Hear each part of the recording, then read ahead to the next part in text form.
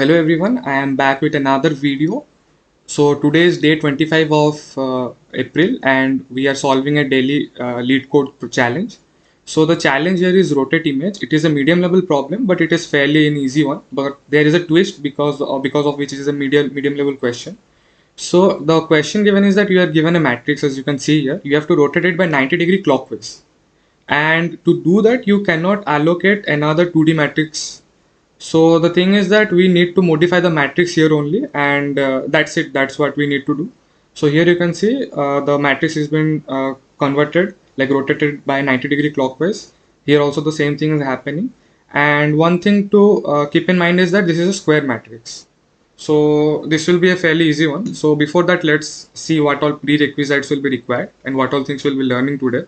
So today we'll be seeing how to find transpose of a matrix. That is, this is the main trick to solve this question.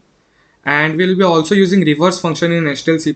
So if someone is unaware about how to use reverse function in STL, then you will be able to know. So let's jump to the whiteboard first.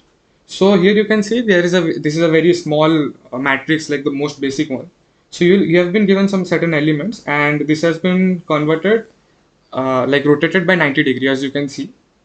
So let's see what approach do we think we can be applying to get the proper answer, and without making or without defining a new matrix for it. So as I had said about transpose, the main thing about transpose is that let's apply transpose and see what is happening. So if you apply the transpose of on this matrix, you will be what you will be getting is, so what you will be getting is this, and and if you can see one thing, the relation between this and this is that the every row in the final matrix is basically the reverse of the corresponding row in this matrix. As you can see, like here it is 1 3 and here it is 3 1. So the basic idea is that you first find the transpose of the matrix, then you reverse each of the row, each of the corresponding row, and you will get the matrix. And to find the transpose, you do not allocate memory for allocate memory for a new matrix. And yeah, before telling, let me explain what is transpose. Transpose is basically, like, here you can, if you read in row measure order, it is 1 2 3 4. So here you need to here also the order needs to be same, but you have to read in a column measure order. So here it will be 1 2 3 4. Basically the rows are converted into columns. That is the basic formula of transpose. And in transpose, what you do is that you change the x and y coordinate and you swap the values. So let's see how to find the transpose and how we can solve it. So let's go to the coding part. So here's the coding part. So matrix has been given to us. Let me define the rows and columns for this.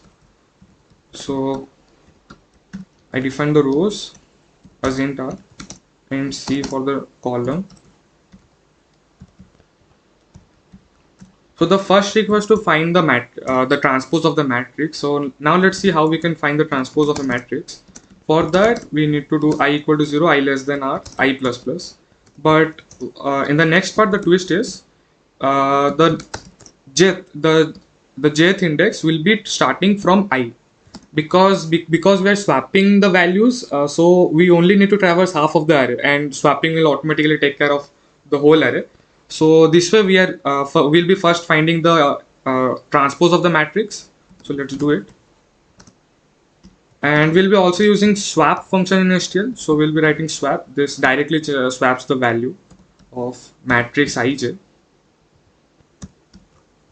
with matrix ji.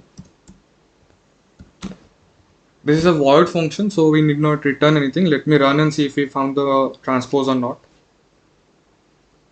So here it is 1 2 3 4 5 6 7 8 9, and yeah, we got it, like 1 2 3 4 5 6 7 8 9. So this is the transpose of this matrix. Now what we need to do is that we need to reverse each of the row. As you can see, here it is 1 4 7 and here it is 7 4 1. That is basically the reverse of the row.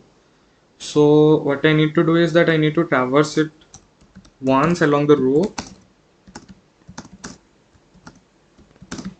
Now I'll be using the reverse function in STL. What I need to do is that I need to pass the pointer to the first element of the row and pointer to the just next element of the ending of the row. Like, let me explain how we'll be doing it. We'll writing matrix x I for the ith row, and we'll be passing the beginning of the row, and we'll be passing the ending of the row. This much should work. Let me see.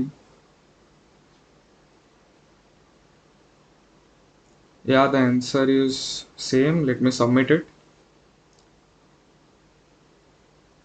So yeah, it got submitted, and I hope you were able to understand.